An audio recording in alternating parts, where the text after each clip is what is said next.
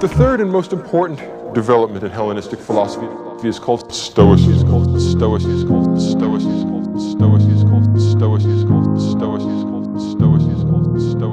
And Stoicism is probably the greatest and most interesting achievement of the Hellenistic philosophers.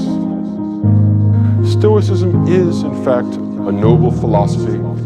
It's an excellent philosophy for military men. It's an excellent philosophy for people that are going to be practical politicians if they intend to be virtuous, if they intend to pursue the public good.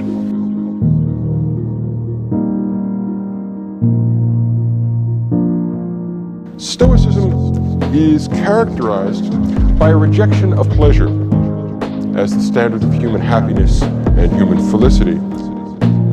Stoicism takes the position that the wise man, the good man, the philosopher, is a man who lives in accordance with nature.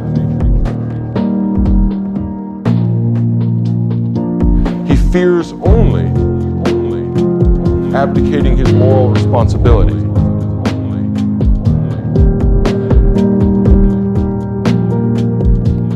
He is not afraid of pain. He is not afraid of death. He is not afraid of poverty. He is not afraid of any of the vicissitudes of the human condition. He fears only that he should let himself down and that he should be less than a complete human being.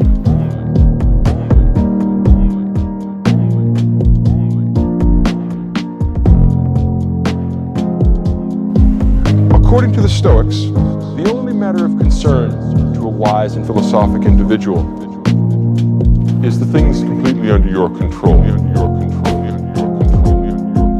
You can't control the movements of the sun and the planets. You can't control whether a leaky ship sinks or makes it to port. You can't control the weather. You can't control other people. You can't control the society around you. There's only one thing, and one thing only, that you are in control of, and that is you. Your will, your intentions, yourself.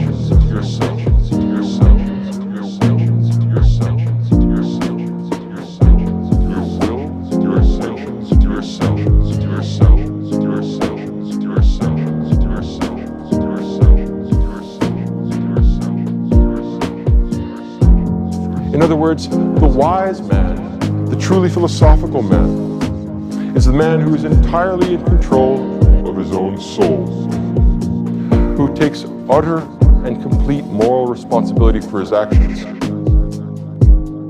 and is indifferent to everything else, not because he doesn't care about other people, but because it's not under his control.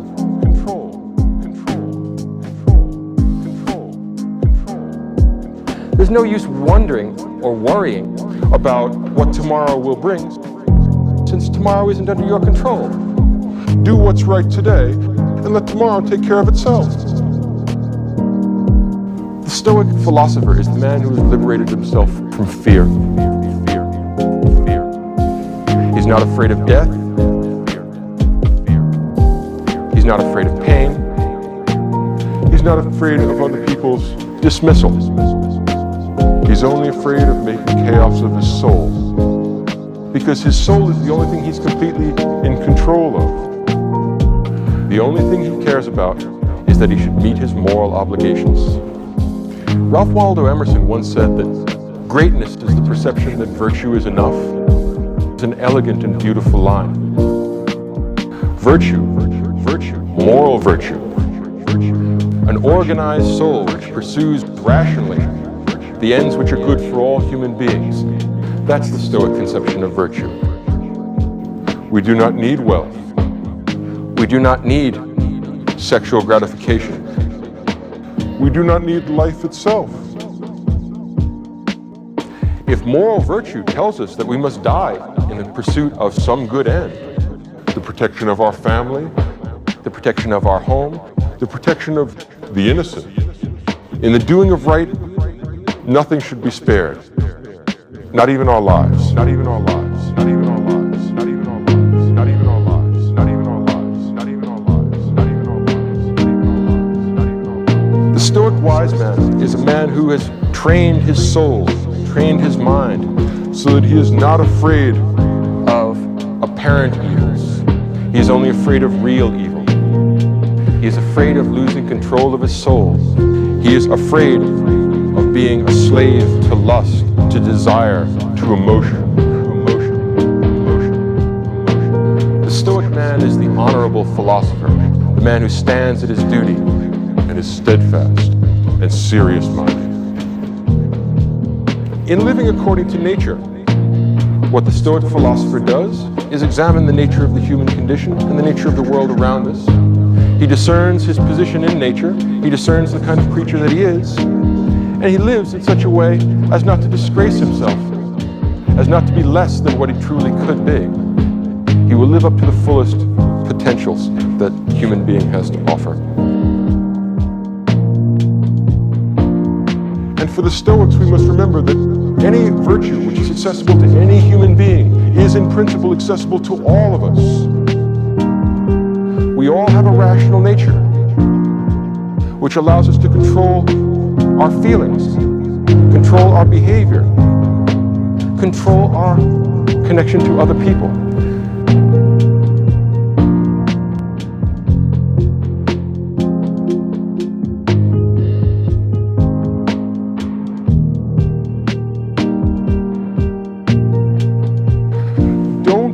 Torture yourself by worrying about things that aren't in your control. Leave that in the hands of God. Leave that in the hands of nature. Do your best to control the things that you do have control over. Yourself, your behavior, your intentions, and your actions, and your actions. If you do that, you will live a blessed and happy and virtuous and wise life. You will be a real human being. You will be a real human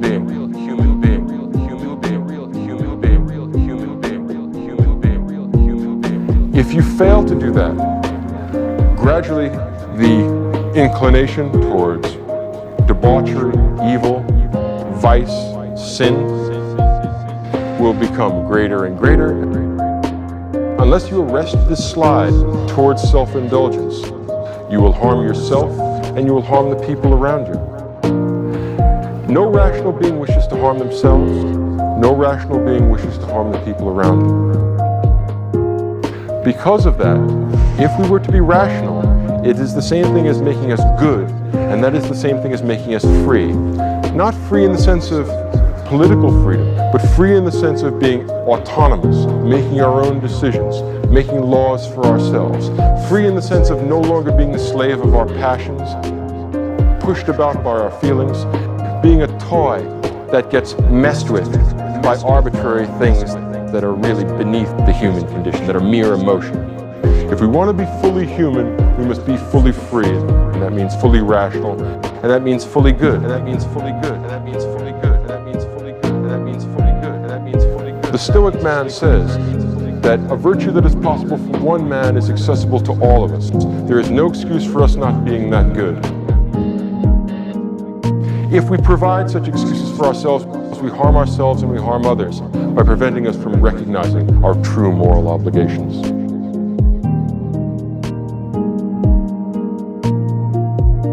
The Stoic man lets us know that all people suffer, but that not all people pity themselves. The Stoic man lets us know that all men die, but that not all men die whining.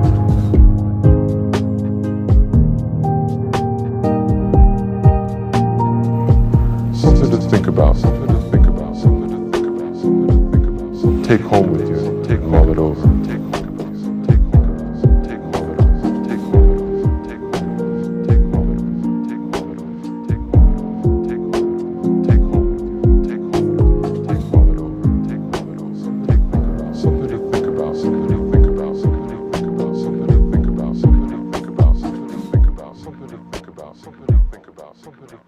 Something to think